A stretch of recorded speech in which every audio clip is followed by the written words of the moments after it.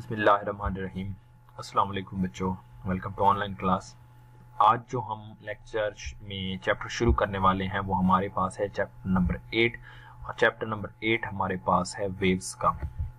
सबसे पहली चीज़, आज के जो लेक्चर हमारे पास होगा, इस लेक्चर में कुछ टॉपिक्स हैं जो आपके पास कोर्स के अंदर इंक्लूडेड हैं। रिड्यूस्ड कोर्स के अंदर कुछ टॉपिक्स जो हैं वो इंक्लूडेड नहीं हैं, लेकिन उनका कंसेप्ट ज़रूरी है, इसलिए हम उन पॉइंट्स को पढ़ रहे हैं जो हमारे लिए इम्पोर्टेंट होंगे। तो जितने पॉइंट्स आपके इस लेक्चर में मेंशन हैं, ये इंट्रोडक्शन ऑफ दिस चैप्टर में आपने ये सारे पॉइंट्स याद करने होंगे। ये सारे पॉइंट्स आपके शॉर्ट क्वेश्चन के पॉइंट ऑफ व्यू से इंपॉर्टेंट है। मैंने कोशिश की है कि उनको उसी के अकॉर्डिंगली अरेंज किया जाए जो मेन शॉर्ट क्वेश्चन के पॉइंट ऑफ व्यू से इंपॉर्टेंट है। तो सबसे पहली चीज़ जो हमें पता होनी चाहिए वो हमारे पास है कि वेव्स क्या होती हैं। वेव्स की हम बात करें तो wave is the disturbance produced in a medium which is used to transport energy from one point to another without transporting matter। तो वेव क्या करती है? एनर्जी को ट्रांसपोर्ट करती है from one point two another, लेकिन मैटर को transport नहीं करती। तो ये वेव की डेफिनेशन है। वेव एनर्जी को ट्रांसफर करती है एक पॉइंट से दूसरे पॉइंट तक मीडियम में, लेकिन किसी किस्म के मैटर को ट्रांसफर नहीं करती। अगर हम बात करें वेव्स इन ओशन की, तो वो आपके पास क्या होंगी? जब हवाएं चलती हैं तो समंदर में लहरें प्रोड्यूस होती हैं, उनको हम क्या नाम देते हैं? वो वेव्स हैं आपके पास। Wave produce by string by musicians. आपने गिटारिस्ट को देखा होगा, वो वायर को छेड़ते हैं, जो गिटार की वायर होती है उसको जब वो प्लग करते हैं, उसको डिस्टर्ब करते हैं, तो आपको साउंड वेव्स वहां पर सुनाई देती हैं। Ripples on a still pond. अगर आपके पास पॉन्ड है, आप उसके अंदर एक रेन ड्रॉप होता है या आप पत्थर फेंकें, तो वहां पे उसके अंदर रिपल यानी छोटी छोटी वेव्स प्रोड्यूस होंगी। छोटी छोटे वेव्स जो कि अपने सोर्स ऑफ डिस्टर्बेंस से दूर जाएंगी, वो प्रोड्यूस होंगी। तो वेव्स बेसिकली एक मैकेनिज्म है जिसके जरिए हम एनर्जी को ट्रांसफर करते हैं without transferring matter. Next point फिर आ जाता है how waves are produce, how to produce waves. Waves को प्रोड्यूस कैसे करते हैं? वेव्स को प्रोड्यूस करने के लिए देखो बच्चों, हमेशा हमें एक डिस्टर्बेंस प्रोड्यूस करनी पड़ती है in the medium. In order to produce waves, disturbance must be produced in medium। जैसे मैंने कहा, पानी है, स्टिल पॉन्ड है, उसमें आपने पत्थर को फेंका। जब आपने पत्थर को ड्रॉप किया, स्टोन को ड्रॉप किया, तो बेसिकली आपने डिस्टर्बेंस प्रोड्यूस की। उस डिस्टर्बेंस के नतीजे में क्या होगा? पानी के particles up and down move करेंगे, यानी ऑसिलेट करेंगे, अपनी मेन पोजीशन के इर्द गिर्द ऑसिलेट करेंगे। तो उसके नतीजे में, ऑसिलेशंस के नतीजे में क्या प्रोड्यूस होंगी? वेव्स प्रोड्यूस होंगी। ठीक होगी बात यहाँ तक? हम एक एग्जांपल लेते हैं कि आपके पास एक स्ट्रिंग है, एक रस्सी है, एक एंड से एक दोस्त ने पकड़ा हुआ है, दूसरे एंड से दूसरे फ्रेंड ने, दोस्त ने पकड़ा हुआ है। आप उसमें क्या करते हैं? एक जर्क डेवलप करते हैं। जब आपने जर्क डेवलप किया तो एक स्मॉल हम्प, एक स्मॉल वेव प्रोड्यूस हुई। अब ये दूसरी तरफ जा रही है। अब ये जैसे ही आपने हम्प प्रोड्यूस की, आपने बेसिकली यहाँ से डिस्टर्बेंस प्रोड्यूस की। आपने इसको अप की तरफ या डाउन की तरफ मूव कराया, तो आपने इसमें डिस्टर्बेंस प्रोड्यूस की। अब ये डिस्टर्बेंस उस अपने सोर्स ऑफ डिस्टर्बेंस से दूर जा रही है, दूसरे एंड तक जब पहुंचेगी तो देखें उस पर्सन के हैंड को भी इसने अपवर्ड की तरफ मूव कराया। यानी जो आपने एनर्जी इस पॉइंट पर इस रस्सी को दी थी, ये रस्सी लेके एनर्जी दूसरे हैंड पर पहुंची और दूसरे हैंड पर मौजूद पर्सन के हैंड को भी अपवर्ड मूव कराया, यानी एनर्जी ट्रांसफर हो गई। एनर्जी तो ट्रांसफर हुई, कैसे ट्रांसफर हुई? जब आपने डिस्टर्बेंस प्रोड्यूस की। आपने डिस्टर्बेंस प्रोड्यूस की, रस्सी के पार्टिकल्स ऑसिलेट किए, oscillate mean up and down move किए, उनकी मूवमेंट के नतीजे में एनर्जी एक जगह से दूसरी जगह ट्रांसफर हुई।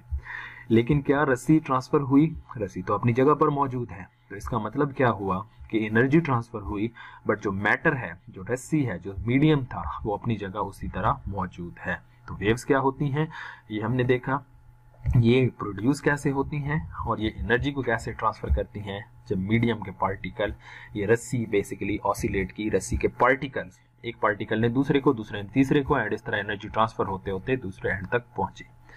ये पहला इंट्रोडक्शन आपको याद होना चाहिए। नेक्स्ट है टाइप्स ऑफ वेव्स। अगर वेव की टाइप की बात करें तो दो मेन टाइप्स हैं वेव्स की। पहली को हम कहते हैं मैकेनिकल वेव्स और दूसरी हमारे पास है इलेक्ट्रोमैग्नेटिक वेव्स। इस चैप्टर में हम पढ़ेंगे मैकेनिकल वेव्स को, और दूसरे चैप्टर जो हमारे पास होगा इंशाल्लाह सेकंड ईयर में, वहां पर हम पढ़ेंगे इलेक्ट्रोमैग्नेटिक वेव्स के बारे में। तो मैकेनिकल वेव्स क्या हैं? मैकेनिकल वेव्स ये हैं the wave which require any medium for their propagation by the oscillation of material. वो वेव जिनको, पहली बात, फर्स्ट पॉइंट, मीडियम की रिक्वायरमेंट होती है फॉर देयर प्रोपिगेशन। पहला पॉइंट उन्हें क्या रिक्वायर्ड होता है, मीडियम रिक्वायर्ड होता है। सेकंड पॉइंट, उसमें मटेरियल उस मीडियम के पार्टिकल ऑसिलेट करके एनर्जी को ट्रांसफर करते हैं। ठीक होगी बात। मटेरियल पार्टिकल्स उनकी रिक्वायरमेंट होती है, ऐसी वेव्स को हम नाम देते हैं मैकेनिकल वेव। तो वेव्स कौन सी, मैकेनिकल वेव्स कौन सी, जिनको रिक्वायर्ड क्या होता है, पहली बात मीडियम, और मीडियम के पार्टिकल की ऑसिलेशंस, तो वो वेव्स क्या कहलाती हैं, मैकेनिकल वेव्स कहलाती हैं। जैसे साउंड वेव्स हैं जो आप बोल रहे होते हैं दूसरे तक पहुंचती हैं, इनको मीडियम की रिक्वायरमेंट होती है। वाटर वेव्स, आपने पानी में जो वेव्स प्रोड्यूस की, these are all mechanical waves, these requires medium for their propagation, otherwise ये प्रोपिगेट नहीं हो सकती। इस चैप्टर में मैंने जैसे आपको बताया मेनली हम क्या पढ़ेंगे, मैकेनिकल वेव्स के बारे में पढ़ेंगे। इलेक्ट्रोमैग्नेटिक वेव्स, ये वो वेव्स होती हैं they do not require any medium, इनको किसी मीडियम की रिक्वायरमेंट नहीं होती। ठीक होगी बात। ऐसी वेव्स को हम इलेक्ट्रोमैग्नेटिक वेव्स कहते हैं। फिर प्रोपिगेट कैसे होती हैं, ये प्रोपिगेट होती हैं due to oscillation of electric and magnetic field. ये प्रोपिगेट होती हैं इलेक्ट्रिक और मैग्नेटिक फील्ड की ऑसिलेशंस की वजह से। ऐसी वेव्स को हम नाम देते हैं इलेक्ट्रोमैग्नेटिक वेव्स का। तो इनकी एग्जांपल की अगर बात करें तो ये हमारे पास जो लाइट है, रेडियो वेव्स हैं, टेलीविजन सिग्नल, एक्सरेज, ये सारी इलेक्ट्रोमैग्नेटिक वेव्स हैं। अब इलेक्ट्रिक और मैग्नेटिक फील्ड की ऑसिलेशंस कैसे होती है, इसको इंशाल्लाह हम सेकंड ईयर में पढ़ेंगे। यहाँ पर हमारा मेन कंसर्न जो है वो मैकेनिकल वेव्स होगी। टाइप्स ऑफ वेव्स के बाद नेक्स्ट हमारे पास वेव की एक और टाइप है जिसको हम नाम देते हैं प्रोग्रेसिव वेव्स का। अब प्रोग्रेसिव वेव्स क्या होती हैं, जो एनर्जी को ट्रांसफर तो करती हैं लेकिन by moving away from the source of disturbance, ऐसी वेव्स को हम नाम देते हैं प्रोग्रेसिव और travelling waves. A wave which transfer energy by moving away from the source of disturbance, ऐसी वेव जो एनर्जी को ट्रांसफर करती हैं सोर्स ऑफ डिस्टर्बेंस से दूर जाके, ऐसी वेव्स को हम कहते हैं प्रोग्रेसिव और ट्रैवलिंग वेव का। अब इनकी दो टाइप्स हैं, एक को हम कहते हैं ट्रांसवर्स वेव और दूसरी को हम कहते हैं लॉन्गिट्यूडनल वेव्स। तो ये क्या करती हैं, सोर्स ऑफ डिस्टर्बेंस से दूर जाके एनर्जी को ट्रांसफर करती हैं। लाइक जैसे मैंने यहाँ पर एग्जांपल ली कि ये हमारे पास जैसे एक रस्सी थी, आपने डिस्टर्बेंस यहाँ पर प्रोड्यूस की, ये सोर्स ऑफ डिस्टर्बेंस से दूर जाके इसने एनर्जी को ट्रांसफर किया था। तो ये आपके पास कौन सी वेव्स है, ये आपके पास है प्रोग्रेसिव वेव्स। पानी में आपने पत्थर फेंका तो वाटर के अंदर जो वेव्स प्रोड्यूस होती हैं वो जहां पर आपने पत्थर फेंका होता है उससे दूर जा रही होती हैं सर्कुलर रिंग की फॉर्म में, तो वो आपके पास कौन सी वेव्स हैं, प्रोग्रेसिव वेव्स हैं। इन दोनों टाइप्स को जरा हम अंडरस्टैंड कर लेते हैं। तो ट्रांसफर वेव्स पहले क्या होती हैं। अब ट्रांसफर वेव्स की बात करें तो ट्रांसफर वेव्स वो वेव्स हैं जिसमें मीडियम के पार्टिकल परपेंडिकुलरली मूव करते हैं प्रोपिगेशन ऑफ वेव के। मीडियम के पार्टिकल ऑसिलेट करते हैं perpendicular to propagation of wave. A traveling wave that causes the element of disturbed medium to move perpendicular to the direction of propagation of wave, यानी जो medium के particle हैं वो move करेंगे perpendicular to the direction of propagation of wave. Propagation मतलब जिस direction में wave travel कर रही है। यहां से अगर हम देखें ये आपके पास एक स्प्रिंग की स्प्रिंग है, एक स्प्रिंग है, आपने क्या किया उसमें up and down jerk develop किया। अब up and down jerk develop करने के नतीजे में ये जो स्प्रिंग के पार्टिकल्स हैं वो कुछ इस तरह जा रहे हैं आगे की तरफ, यानी वेव ट्रेवल कर रही है फॉरवर्ड डायरेक्शन में, यानी वेव की जो ट्रैवलिंग या प्रोपिगेशन है वो अलोंग एक्स एक्सिस हम कह सकते हैं है। लेकिन मीडियम के पार्टिकल किस तरफ ऑसिलेट कर रहे हैं, ये पहले अपवर्ड गए, देन मीडियम के पार्टिकल डाउनवर्ड गए, देन अपवर्ड आए, देन डाउनवर्ड आए। तो मीडियम के पार्टिकल की जो ऑसिलेशन है वो अलोंग y एक्सिस है, जबकि आपके पास जो प्रोपिगेशन ऑफ वेव है वो अलोंग x एक्सिस है। तो ये वेव को हम नाम देते हैं ट्रांसवर्स वेव्स का। दैट वेव, मैं दोबारा रिपीट करता हूँ definition, a travelling wave that causes the element of disturb medium to move perpendicular to the direction of propagation. किस तरफ जाएंगे, propagation along x axis, medium के particle motion along y axis. तो ये वेव्स क्या कहलाती हैं, ट्रांसवर्स वेव्स कहलाती हैं। आप पानी में पत्थर फेंकें तो आपको नजर आता होगा अप एंड डाउन सर्कल जा रहे हैं, वो बेसिकली इस तरह का upward movement and downward movement होती है। तो वो वेव्स कौन सी होती हैं, ट्रांसवर्स वेव्स होती हैं। होप सो ये डेफिनेशन क्लियर हो गई होगी। नेक्स्ट है लॉन्गिट्यूडनल वेव्स। अब लॉन्गिट्यूडनल वेव्स में उसके ऑपोजिट है, वहां पर था मीडियम के पार्टिकल की propagation perpendicular to propagation of wave. इनमें क्या होता है, a travelling wave that causes the element of medium to move parallel to the direction of propagation of wave, यानी जिस डायरेक्शन में वेव ट्रैवल कर रही है जिस वेव डायरेक्शन में वेव की प्रोपिगेशन है उसी डायरेक्शन में पार्टिकल्स भी पैरेलली मूव करेंगे, ऐसी वेव्स को हम कहते हैं लॉन्गिट्यूडनल वेव्स। लाइक यहाँ पर आपने upward and downward jerk develop किया था, यहाँ पर हम क्या करते हैं, एक इसको स्ट्रेच करते हैं देन रिलीज करते हैं। तो कहीं आपके पास क्या होंगे, स्प्रिंग के पार्टिकल कंप्रेस होंगे, कहीं स्ट्रेच होंगे, कहीं कंप्रेस होंगे, कहीं स्ट्रेच होंगे। तो यहाँ पर आपके पास कंप्रेशन प्रोड्यूस हुई, देन रेयरफैक्शन प्रोड्यूस हुई, देन कंप्रेशन, देन रेयरफैक्शन। तो इसका मतलब है मीडियम के पार्टिकल की ऑसिलेशंस जो है वो भी किसके अलोंग है, एक्स एक्सिस के अलोंग मीडियम के पार्टिकल ऑसिलेट कर रहे हैं, और वेव ट्रेवल भी किसके अलोंग कर रही है, एक्स एक्सिस के अलोंग कर रही है। तो ऐसी वेव्स को हम नाम देते हैं लॉन्गिट्यूडनल वेव्स, जिसमें मीडियम के पार्टिकल की जो प्रोपिगेशन, मीडियम के पार्टिकल की ऑसिलेशन है parallel to the direction of propagation, ऐसी वेव्स को हम क्या नाम देते हैं, लॉन्गिट्यूडनल वेव्स का नाम देते हैं। हम इनको सिंपली कह सकते हैं ये कंप्रेशन रेयरफैक्शन की फॉर्म में ट्रैवल करती हैं। जैसे साउंड वेव्स हैं, मैं बोल रहा हूँ साउंड वेव्स मीडियम के पार्टिकल को कंप्रेस कर रही हैं, रेयरफैक्ट कर रही हैं, इसके प्रोसेस के नतीजे में ये ट्रैवल कर रही हैं। तो ऐसी वेव्स को हम नाम देते हैं लॉन्गिट्यूडनल वेव्स का। ये है बेसिक डेफिनेशन चंद वेव्स के हवाले से। ये आपके कोर्स में शामिल नहीं है, लेकिन इनका कंसेप्ट आपको समझ होना ज़रूरी है, इसलिए इनको मुकम्मल तौर पर समझ लेंगे एंड देन इनको नोट डाउन कर लेंगे। अब आते हैं उस टॉपिक की तरफ जो हमारे कोर्स में है, जो है पीरियोडिक वेव्स।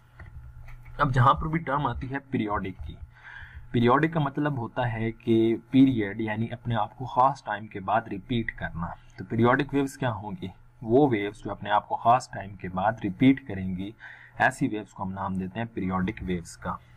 अब अगर वेव अपने आप को खास टाइम के बाद रिपीट करेगी तो वेव जो हमने अभी कहा था प्रोड्यूस कैसे क्या होती हैं, डिस्टर्बेंस से प्रोड्यूस होती हैं। इसका मतलब ये है कि अगर वेव डिस्टर्बेंस से प्रोड्यूस हो रही है तो फिर आपके पास वो डिस्टर्बेंस कौन सी होनी चाहिए, पीरियोडिक होनी चाहिए।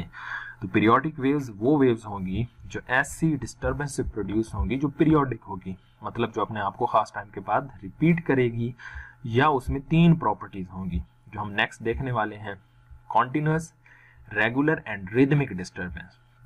यानी जो डिस्टर्बेंस आप मीडियम के अंदर प्रोड्यूस कर रहे हैं वो कॉन्टिन्यूअस हो, रेगुलर हो एंड रिदमिक हो। अगर आप ऐसा करेंगे तो तब आपके पास पीरियोडिक वाइब्रेशंस प्रोड्यूस होंगी मीडियम के अंदर, जिनको हम नाम देंगे पीरियोडिक वेव्स का।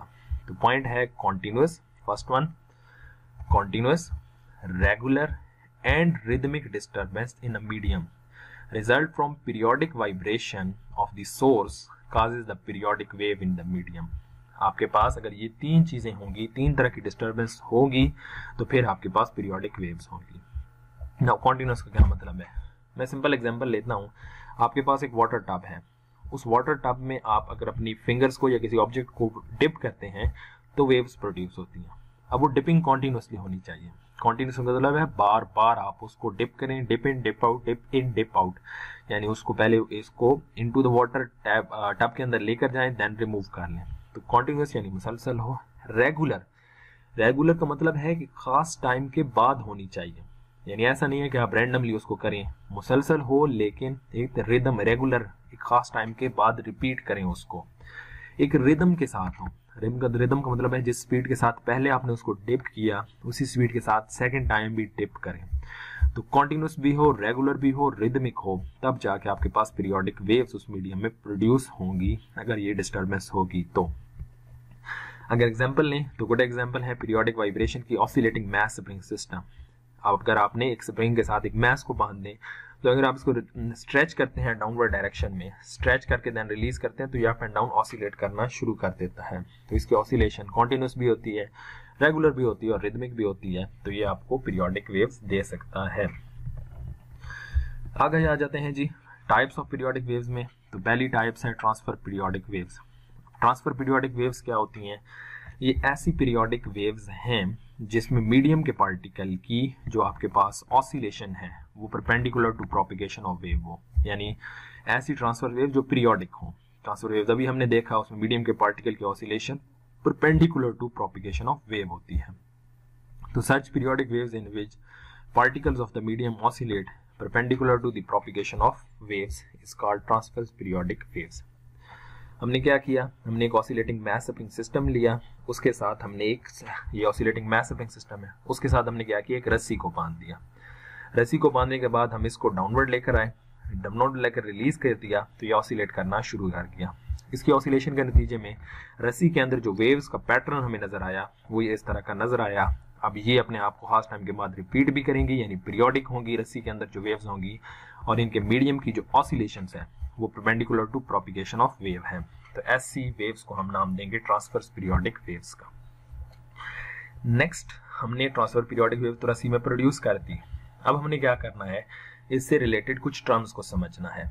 ये इंपॉर्टेंट टर्मिनोलॉजीज हैं, आप पहले भी मैट्रिक में पढ़ चुके हैं, लेकिन हम इनको दोबारा से यहाँ पर रिपीट करने वाले हैं क्योंकि इस चैप्टर में थ्रू आउट ये चीज हमने देखनी है। तो ये टर्म्स हैं।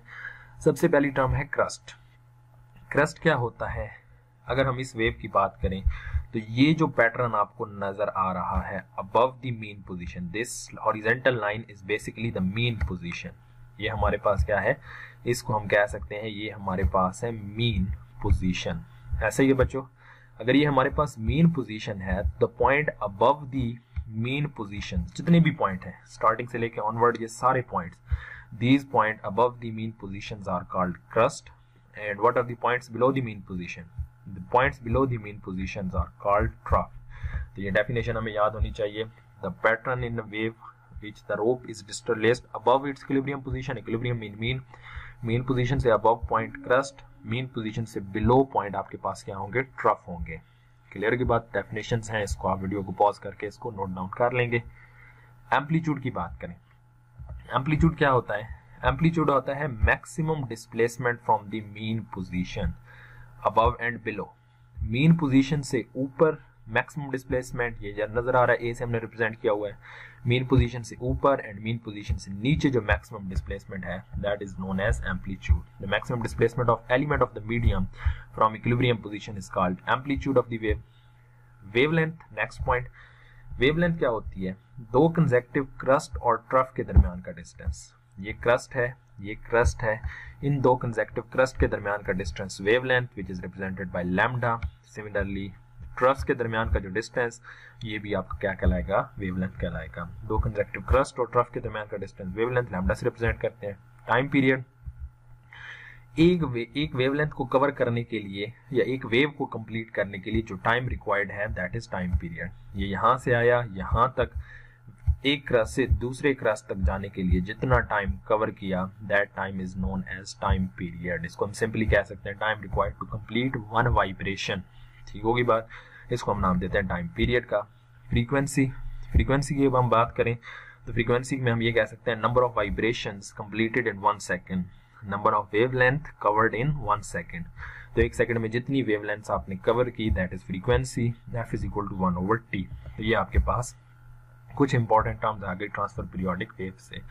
एज इट इज इन्हीं पॉइंट्स को याद कर लें, बुक की रीडिंग कर लेंगे, यही पॉइंट्स वहां पर आपको मिल जाएंगे, आपने इनको नोट्स बना लेने, अपने नोट डाउन कर लेना है। नेक्स्ट आते हैं जी, एक डिटेल है बुक में, मैं उसको शॉर्ट करता हूं और मेन पॉइंट की तरफ आते हैं। शॉर्ट क्वेश्चन आपसे आ सकता है, show that v is equal to F lambda. v is equal to F lambda, ये हमने रिलेशन फाइंड आउट करना है, where v is the speed, lambda is the wavelength, f is the frequency. तो अगर हम वेव की बात करें, देखिए हमने कहा कि अगर एक वेव को मैं यहां से शुरू करता हूं, क्रस्ट से दूसरे क्रस्ट तक पहुंचने के लिए जो टाइम रिक्वायर्ड है वो कैपिटल T है। अगर हम यहां पर देखें तो एक यहां से जब ये शुरू करेगा तो ये जाएगा मीन की तरफ, मीन से ये जाएगा मीन पोजीशन पर, मीन से फिर लोअर एक्सट्रीम, लोअर एक्सट्रीम से मीन, मीन से दोबारा एक्सट्रीम। तो 1 2 3 4 स्टेप्स में ये अपना टाइम पीरियड कंप्लीट करता है।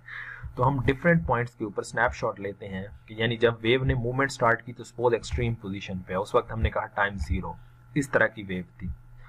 फिर हमारी वेव ट्रेवल कर रही थी। अब ऑब्वियस है नेक्स्ट इंस्टेंट में अगर हम quarter of the time period करें, यानी quarter of the time period t/4 में इसने वापस एक्सट्रीम से किधर आना है, मीन पोजीशन पर आना है। तो मीन से हमारे पास वेव का स्नैपशॉट मिल गया। अब t/4 से नेक्स्ट इंस्टेंट क्या होगी, next quarter t/4 plus t/4 t/2, t/2 में मीन से ये कहां पर आएगा, लोअर एक्सट्रीम पोजीशन पे।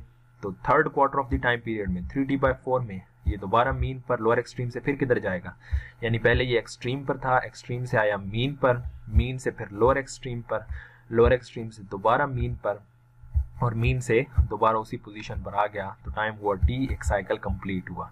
तो एक एक्सट्रीम से दूसरी एक्सट्रीम तक जो डिस्टेंस कवर्ड किया दैट इज वेवलेंथ। आप ये डायग्राम ना ड्रा करें, आप सिंपल क्या करें, ये लास्ट वाली डायग्राम ड्रा कर लें कि एक टाइम यहाँ से लेके यहाँ तक जो डिस्टेंस कवर्ड किया दैट इज वेवलेंथ। यानी मैं शॉर्ट क्वेश्चन की बात करूँ, अगर ये शॉर्ट क्वेश्चन आ जाए तो सिर्फ ये डायग्राम ड्रा करें कि एक एक्सट्रीम से दूसरी एक्सट्रीम तक डिस्टेंस मूव्ड क्या होगी, वो लैम्डा आ चुकी है आपके पास। तो सिंपल फार्मूला आपने पढ़ा हुआ है S is equal to VT, ये रिलेशन हम सब ने पढ़ा हुआ है S is equal to VT। तो यहाँ से V किसकी इक्वल आ जाएगा, यहाँ से V आपके पास इक्वल टू आ गया S ओवर T के। V is equal to distance moved over corresponding time interval. तो यहाँ से डिस्टेंस मूव्ड जो हमारे पास है वो है लैम्डा, और टाइम इंटरवल ऑब्वियस है टाइम पीरियड की इक्वल है, तो ये आ गया V is equal to lambda over T, और 1 ओवर T फिर बन जाएगी फ्रीक्वेंसी, तो V is equal to F lambda. ये शॉर्ट क्वेश्चन यहाँ से आपने याद कर लेना है। Next, phase relation between 2 points on a wave. Phase relation में दो मेन डेफिनेशंस हैं जो मैंने यहाँ पर नहीं लिखी, लेकिन मैं बताऊंगा, आपने उन डेफिनेशंस को याद कर लेना है। पहली डेफिनेशन है इन फेज पॉइंट्स की। इन फेज पॉइंट्स क्या होते हैं ये आपने नोट डाउन कर लेना है। मैं आपको इसका शॉर्ट क्वेश्चन आ सकता है differentiate between in phase, and दूसरा आपसे पूछा जा सकता है आउट फेज पॉइंट का, differentiate between in phase and out phase points. अब सबसे पहली चीज हम देखते हैं कि फेज का क्या मतलब है। फेज का मतलब होता है आपके पास कंडीशन, स्टेट ऑफ वाइब्रेशन। यहाँ पर एक लाइन मेंशन है, ये है स्टेट ऑफ वाइब्रेशन। फेज का मतलब है हालत, यानी state of vibration. State of vibration, vibration की कंडीशन। वाइब्रेशन की कंडीशन में दो चीजें आती हैं, displacement and velocity. Displacement and velocity.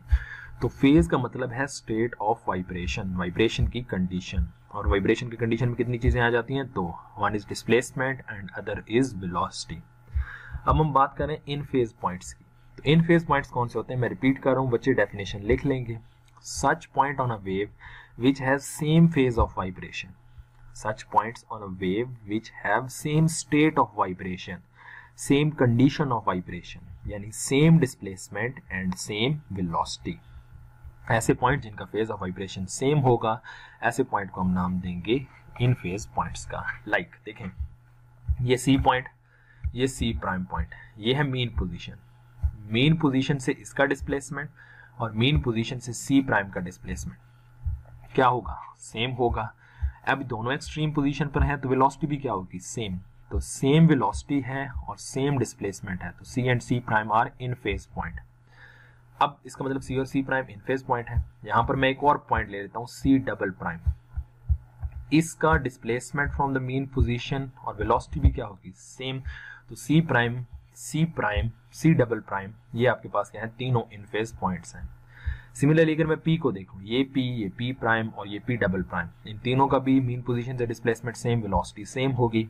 D और डी प्राइम, इनका भी डिस्प्लेसमेंट और वेलोसिटी क्या होगी, सेम होगी। तो these are in phase point. तो such point on a wave which have same phase of vibration are called in phase points. Next, अब C और C के दरमियान, दो क्रस के दरमियान डिस्टेंस लैम्डा, C और C डबल प्राइम के दरमियान डिस्टेंस 2 लैम्डा। इस तरह की C ट्रिपल प्राइम होता तो lambda plus lambda plus lambda 3 lambda. यानी यहां से हम लिख सकते हैं कि ऐसे point separated from one another through distance lambda, 2 lambda, 3 lambda are all in phase. तो पहला आप डेफिनेशन लिख लेंगे कि आपके पास इन फेज पॉइंट्स कौन से होते हैं। दूसरा ये पॉइंट लिखेंगे कि इन फेज पॉइंट्स की कंडीशन क्या होगी, ये कंडीशन और ये एग्जांपल डायग्राम आप ड्रॉ कर देंगे। नेक्स्ट यहाँ पर एक लाइन लिखी गई है, alternatively we can say that the wave passes from point C and C prime moves in phase. We may also say that C prime leads by C by one time period. अब देखें सी से C prime कितना आगे है, दोनों के दरमियान एक वाइब्रेशन कंप्लीट हुई, तो एक वाइब्रेशन को कंप्लीट करने के लिए टाइम पीरियड रिक्वायर्ड होगा। तो वही कहता है कि सी प्राइम जो है वो वन टाइम पीरियड आगे मौजूद है, तो सी प्राइम लीड कर रहा है। और वन टाइम पीरियड के लिए, वन वाइब्रेशन के लिए एंगल कितना होगा, 2 पाई रेडियन। तो C prime one time period and 2 prime क्या कर रहा है, लीड कर रहा है। नेक्स्ट एक जनरल फार्मूला याद रख लीजिए, ये जनरल फार्मूला आपके पास रिलेशन शो कर रहा है। This phi is phase, this phi is phase, phase mean angle, this phi is phase, यहां पर जो फेज है वो एंगल को शो कर रहा है। This x is path, path mean lambda, path mean lambda, यानी ये है फाई और फेज और पाथ को रिलेट कर रहा है कि phase is equal to 2 pi x over lambda. ये फार्मूला याद कर लें, इसकी डेरिवेशन है, आप इसको याद कर लें, कोई वो इतनी इंपॉर्टेंट नहीं है। नो 2 पाई एक्स की जगह क्या आ गया, अब कोई भी पाथ पुट कर लें, यानी अगर आपको पाथ मालूम है तो आप एंगल को फाइंड आउट कर सकते हैं। लाइक यहां से अगर मैं कहूं कि यहां से लेके यहां तक, सी से लेके सी तक प्राइम तक जो पाथ मैंने कवर किया वो वेवलेंथ है, तो यहां अगर मैं x की जगह वेवलेंथ पुट करूं तो वेवलेंथ से वेवलेंथ कैंसिल हो गया, मुझे एंगल मिल जाएगा 2 पाई।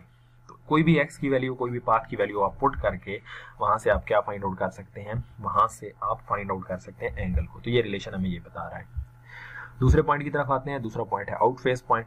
तो इन फेज पॉइंट थे जिनका फेज ऑफ वाइब्रेशन सेम था, आउट फेज पॉइंट है जिनका फेज ऑफ वाइब्रेशन डिफरेंट होगा। तो आउट फेज की डेफिनेशन लिखेंगे बेटा, such point on a wave which have different phase of vibration, such point on a wave which have different state of vibration, that is different displacement and velocity। जैसे ये point है, इसका displacement positive है upward direction में, D point का displacement downward direction में है तो वो क्या है, नेगेटिव। इसकी वेलोसिटी पॉजिटिव होगी, इसकी वेलोसिटी नेगेटिव। तो C and D both are out phase points, C and D both are out phase point, C and D prime both are out phase point. Such point on a wave which have different phase of vibration, different condition of vibration। अब यहां से अगर हम देखें तो any two points separated from one another by lambda by 2। अब देखें C से D तक half of the wave cover होगी, तो हाफ ऑफ द वेव क्या बन जाएगी, लैम्डा बाई 2। C और D प्राइम को देखें तो D से D प्राइम तक आपके पास है लैम्डा, D से D प्राइम तक क्या है, लैम्डा। तो C से D प्राइम तक क्या होगा, ये C से D तक लैम्डा बाई 2 प्लस लैम्डा, तो ये बन जाएगा 3 lambda by 2, 5 lambda by 2 up to so on. तो इसका मतलब वो पॉइंट्स थे 1 2 3 up to so on, integral multiple of lambda. और इसमें क्या आ जाएगा, 1 lambda by 2, 3 lambda by 2, 5 lambda by 2। Odd integral multiple of wavelength जो पॉइंट होंगे उनको हम नाम देंगे आउट फेज पॉइंट्स का। यहाँ से ये दो डेफिनेशन और ये फार्मूला आपने याद रखना है। आज के टॉपिक का, आज के लेक्चर का लास्ट जो टॉपिक है वो है कि जनरल सेट टॉपिक का कोई इंपॉर्टेंट नहीं है ये, आपने इसको जितना मैंने यहाँ पर मेंशन किया हुआ है आप इसी को देख लेंगे। यहाँ पर बेसिकली सिर्फ ये चीज बताई गई है कि लॉन्गिट्यूडनल वेव्स को हम रिप्रेजेंट कैसे करते हैं, हाउ लॉन्गिट्यूडनल वेव्स, या इनको हम कंप्रेशनल वेव्स भी कहते हैं, क्योंकि कंप्रेशन रेयरफेक्शन की फॉर्म में होती है इसलिए इनको हम कंप्रेशनल वेव्स भी कहते हैं। How longitudinal waves are represented by wave form. तो अगर हम लॉन्गिट्यूडनल वेव्स को वेव फॉर्म में रिप्रेजेंट करना हो तो हमने कहा था ये कंप्रेशन, रेयरफेक्शन, कंप्रेशन, रेयरफेक्शन की फॉर्म में ट्रेवल करती हैं। ये सॉरी रेयरफेक्शन, ये आपके पास कंप्रेशन, रेयरफेक्शन, कंप्रेशन, इस फॉर्म में ये ट्रेवल करती हैं। तो ये स्प्रिंग था जिसमें हमने वेव्स प्रोड्यूस की। तो जहां पर आपके पास रेयरफेक्शन होगा, that rarefaction is represented by trough, and that जहां पर कंप्रेशन होगा, that compression is represented by crest. Then rarefaction, then compression. तो इसको हम इसी तरह वेव फॉर्म में रिप्रेजेंट करते हैं। Consider a coil of spring cable of vibrating horizontally, an oscillating force S is applied to end horizontally. The force is alternately stretch and compress the spring, thereby sending series of stretch regions and compression. Such type of wave is also called compressional waves. These compression and rarefaction are represented by corresponding figure. So rarefaction represent the trough, compression represent the crust. Similarly ये crust और trough की form में इस तरह ये wave की form में travel करेगी। तो यहाँ से हम कह सकते हैं the distance between two consecutive compression और two consecutive rarefaction will be wavelength. ये हमारा बच्चों आज का टॉपिक था। जितने मैंने पॉइंट्स यहाँ पर आपको बता दिए हैं इन्हीं पॉइंट्स को आप याद कर लें, यही आपके मेन पॉइंट्स हैं आपके इस टॉपिक के, इस इंट्रोडक्शन ऑफ चैप्टर 8 के अंदर। इनको आप अच्छे से पढ़ लें, कोई कंफ्यूजन होगी तो बेटा जरूर डिस्कस करेंगे। अब आज के लेक्चर के लिए अल्लाह हाफिज़।